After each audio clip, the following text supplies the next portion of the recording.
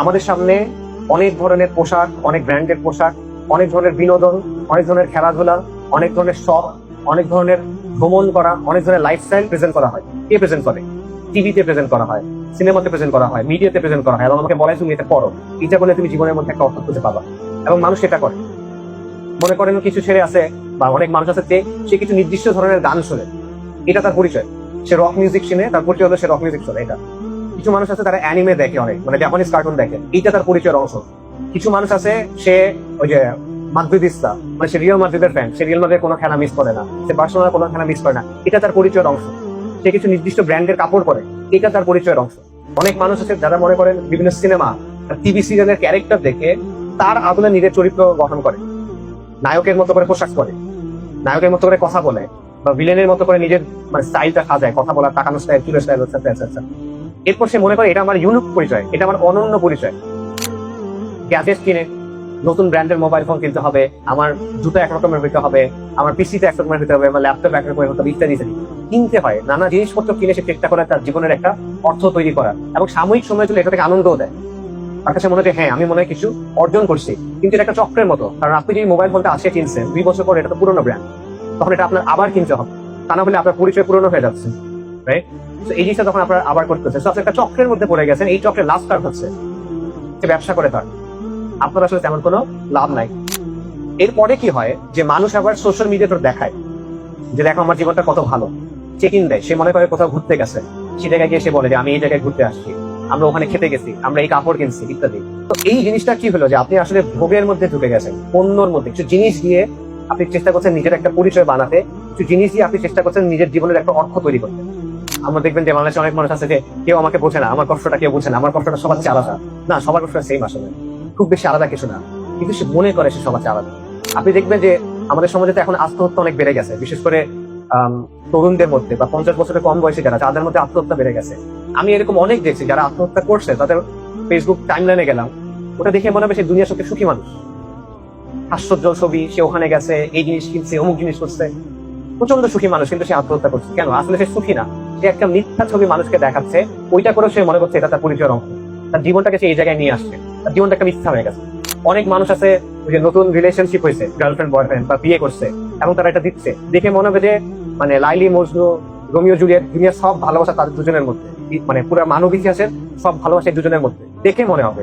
বাস্তবে দেখবেন যে ডিভোর্স হয়ে গেছে, বা একজন একজনের সাথে চিট করতেছে, এটসেট্রা। ধরেন মফস্বল শহরের কোন একজন ছেলে বা মেয়ে, তারা পড়াশোনা করলো, এইচএসসি দিল, তারপর শহরে যাবে। তাদের গোল কি এখন? একটা ভালো ইউনিভার্সিটিতে ভর্তি হওয়া। ইউনিভার্সিটিতে ভর্তি হয়ে তার একটা ভালো ফ্রেন্ড সার্কেল থাকবে, তার কিছু রিলেশনশিপ হবে, সে কিছু ওই বন্ধু একটা গান টাইপের মজা টজা করবে, কিন্তু সিজিপিএ ভালো রাখতে হবে। সিজিপিএ ভালো রেখে সে মানে বের হবে, তারপর সে একটা চাকরি করবে, ভালো স্যালারির একটা চাকরি করবে, এর মধ্যে তার কয়েকটা রিলেশনশিপ আসবে যাবে, তারপর 30-32 বছর বয়সের দিকে গিয়ে সে একটা বিয়ে করবে, রাইট? এবং বিয়ে করার পর দুজনই চাকরি করবে, কারণ তার একটা স্ট্যান্ডার্ড অফ লিভিং দরকার, তার নির্দিষ্ট একটা লাইফস্টাইল দরকার, তাই দুজনকে চাকরি করতে হবে। সেই চাকরি করবে এবং নানা জিনিসপত্র কিনে নানা জায়গায় ঘুরতে গিয়ে, বছরে একবার সে দেশের বাইরে ঘুরতে যায়, তার ফ্ল্যাট আছে, তার গাড়ি আছে, তার বাড়ি আছে, তার সুন্দর পোশাক আছে। এই তো এই জিনিসটা দেখায় সে তার জীবনের সফলতা চিন্তা করে। মনে করেন ঢাকা, চট্টগ্রাম বা এই টাইপের শহরের যারা উচ্চ মধ্যবিত্ত, এই ফ্যামিলি ছেলে পেলে যারা, তাদের চিন্তাটা কি? ওই সেম, তারা হয়তো বা অনার্স পর্যন্ত পড়বে, তারপর দেশের বাইরে চলে যাবে, দেশের বাইরে গিয়ে কুফারের সাথে থাকবে, কুফারের মতো করে জীবন যাপন করবে।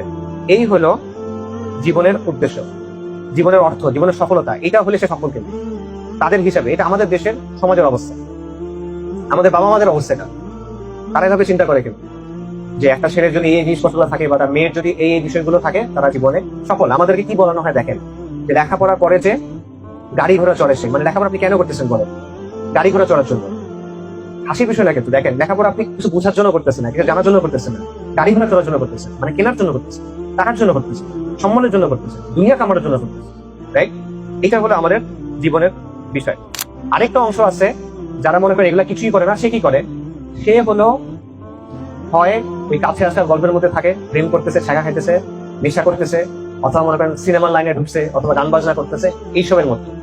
সে ওই লাইনে ঢুকে নাই, কিন্তু সে ওই যে নিজেকে খুশি করা, নিজের নাফসকে খুশি করা, ভোগের যে লাইন, সেটা থেকে বের হচ্ছে না।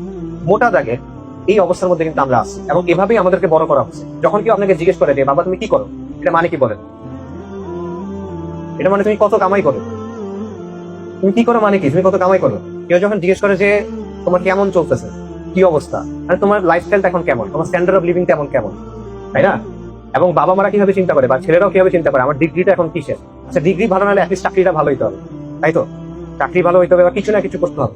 একটা মানুষ 5 লাখ টাকা ইনকাম করে ধরেন, কিন্তু আপনি দেখবেন মাসের 20-25 তারিখ হইতে হইতে তার হয়তো বা 4,90,000 টাকা শেষ বা আরো বেশি শেষ। মানে তার কিন্তু তৃপ্তি নাই, সন্তুষ্টি নাই, তার ছোটাটা বন্ধ হচ্ছে না। কিন্তু সে সকাল 8টা থেকে মনে করেন রাত 10টা পর্যন্ত খাটতেছে, তার হাতে সময় নাই, এবং প্রতিদিন সে একই কাজ করে যাচ্ছে। সে ঘুমায়, সে খায়, সে বাথরুমে দেয়, সে সন্তান জন্ম দেয়, এবং সে এই যে গরুর মতো কাজ করতে দেয়। এবং সে যখন মারা যাবে এই কাজের ফলাফল কি বলেন? কিছু না, এটা কোনো ফলাফল নাই। তার উপার্জনের বাইরে এটা লিটারালি আর কোনো সিগনিফিকেন্স নাই। এবং আমরা একটা চক্রের মধ্যে আটকায় আছি। আমরা মনে করতেছি যে আমরা অনেক মানে স্বাধীনতা ভোগ করতেছি, আমরা মনে করতেছি আমরা অনেক খুশিতে আছি, কিন্তু এই জীবনটার কোনো অ্যাকচুয়াল কোনো অর্থ আসলে নাই। একটা ছবি দেখছেন বা ভিডিও দেখছেন অনেক সময়, যে একটা চাকা আছে, চাকার মধ্যে একটা ইঁদুর দৌড়াচ্ছে বা গিনিপিগ দৌড়াচ্ছে। সে কন্টিনিউয়াস দৌড়ায়, কিন্তু সে জায়গা কিন্তু পরিবর্তন হয় না, সে আগাতে পারে না, সে পিছাইতেও পারে না, সে ওই একই জায়গায় দৌড়াচ্ছে। এটা হলো আধুনিক মানুষের অবস্থা, এটা আমাদের সমাজের মানুষের অবস্থা, এটা পশ্চিমা স্বভাবের মানুষের অবস্থা। আপনি একটা চক্রের মধ্যে পড়ে আছেন, যে চক্র আপনাকে কোনো জায়গায় নিয়ে যাবেন ওই জায়গাতে ছাড়া। এবং আমাদের ছোটা যেটা, এটা আসলে বন্ধ হয় না। তো এটা হলো জীবনের সবচেয়ে বড় লস আমার কাছে মনে হয়। কেন মনে হয়? আল্লাহ সুবহানাহু ওয়া তাআলা কোরআনে বলছেন, বল আসর ইন্নাল ইনসানা লাফি খুসর। আল্লাহ কালের শপথ করে বলতেছেন মানুষ ক্ষতিগ্রস্ত, মানুষ ক্ষতির মধ্যে আছে। মানুষ কেন ক্ষতির মধ্যে আছে? কারণ যে সময়টা তাকে দেয়া হয়েছে এই সময়টা সীমিত।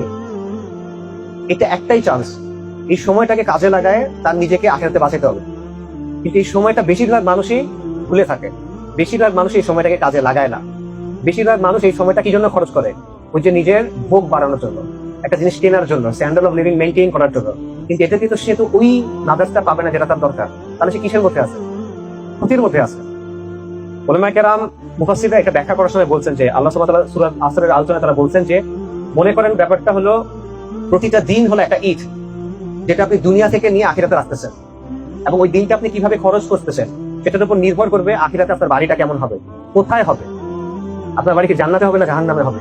এটা ওই দিনটা আপনি কিভাবে খরচ করতেছেন তার উপর নির্ভর করে। আপনার সময়টা আপনি কিভাবে খরচ করতেছেন তার উপরে নির্ভর করে। এবং আপনার বাড়ি যদি জান্নাতে হয়, ওটা কেমন বাড়ি হবে? কুড়ে ঘর হবে, এবড়ো খেবড়ো হবে, নাকি আলিশান প্রাসাদ হবে? এটা নির্ভর করতেছে ওই সময়টা আপনি কিভাবে কাজে লাগাচ্ছেন তার উপরে।